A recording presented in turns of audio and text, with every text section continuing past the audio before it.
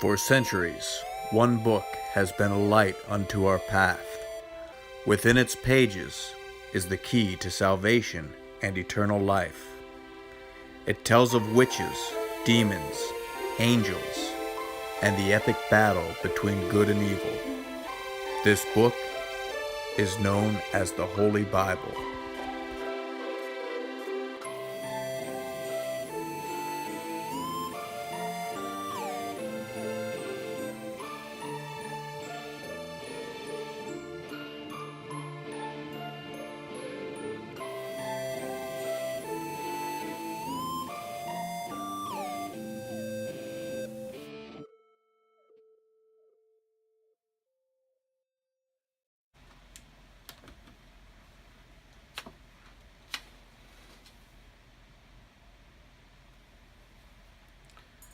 Good evening. I'm Jeff with Starshine Paranormal.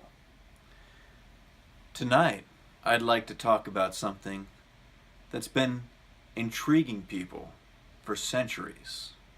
The subject of witches, witchcraft, and contacting the dead. Now, the Bible does speak of such an event in the days of King Saul. Now, in these times, the Philistines were prepared to attack Israel, and Israel's army was much smaller than the whole Philistine army. Saul, in his time ascending the throne, had grown farther from the Lord. When he was younger, he had a real close relationship with God and spoke to him all the time and listened to him. As he ascended the throne and got more power, he grew farther and farther from God and stopped listening to God. So now, in his time of need, God would not listen to him. Now King Saul, in his time of despair, he sought out many prophets, but still God would not speak to Saul. He wished that Samuel was there, but Samuel had died a few years earlier. So King Saul went out into the village and sought the Witch of Endor. Now, according to Leviticus 19:31, do not turn to mediums or seek out spirits, for you will be defiled by them. I am the Lord your God. Now, King Saul, he knew the words of the Lord, but still, he told his men to go seek out the Witch of Endor. 1 Samuel 28:7. Saul then said to his attendants, find me a woman who is a medium, so I may go and inquire of her. Now King Saul did this knowing it was against God's will. He couldn't get answers from God, so he wanted to get answers from the ghost of Samuel. Now, witches in those days were often known as having a familiar spirit. Now, we often hear the term familiar spirit. We may wonder, what is a familiar spirit? Well, familiar comes from a Latin word that means household servant.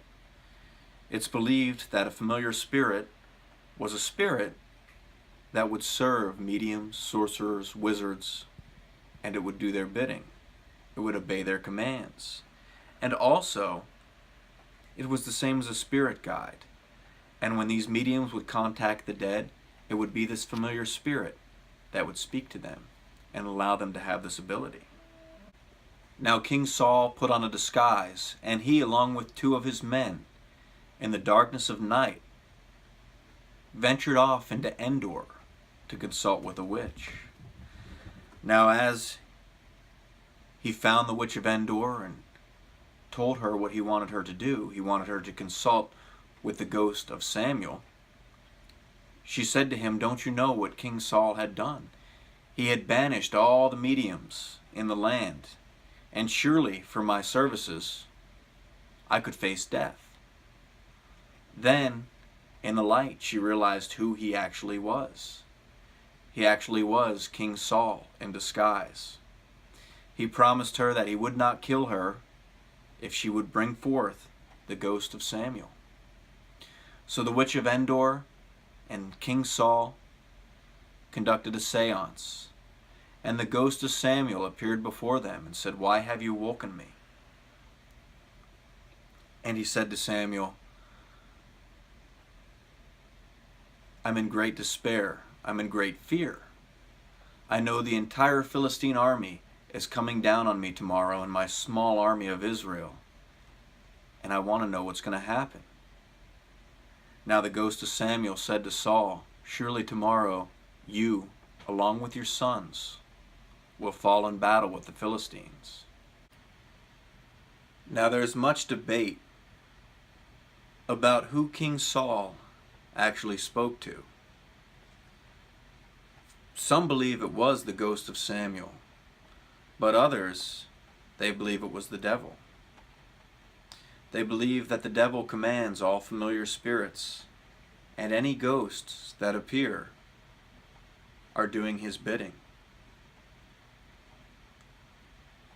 As I read the actual chapter about the Witch of Endor, you decide for yourself.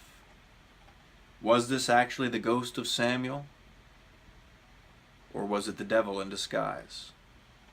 Either way, it was a truly paranormal event. So Saul disguised himself, putting on other clothes, and at night he and 2 men went to the woman. Consult a spirit for me, he said, and bring up for me the one I name. But the woman said to him, surely you know what Saul has done. He has cut off the mediums and spiritists from the land. Why have you set a trap for my life to bring about my death?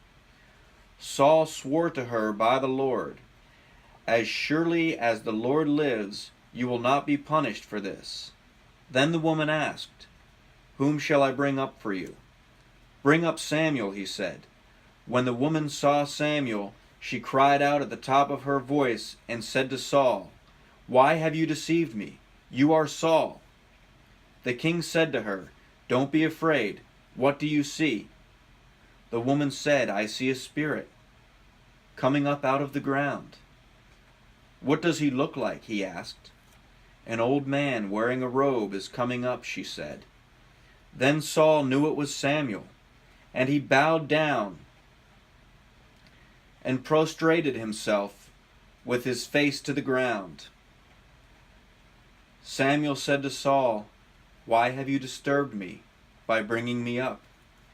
I am in great distress, Saul said. The Philistines are fighting against me, and God has turned away from me. He no longer answers me either by prophets or by dreams. So I have called on you to tell me what to do. Samuel said, why do you consult me now that the Lord has turned away from you and become your enemy? The Lord has done what he predicted through me. The Lord has torn the kingdom out of your hands and given it to one of your neighbors, to David, because you did not obey the Lord or carry out his fierce wrath. The Lord has done this to you today. The Lord will hand over both Israel and you to the Philistines, and tomorrow you and your sons will be with me. The Lord will also hand over the army of Israel to the Philistines. Ladies and gentlemen, throughout history, no book has intrigued man more. No book has raised more questions, more controversy, and more debate than the Holy Bible.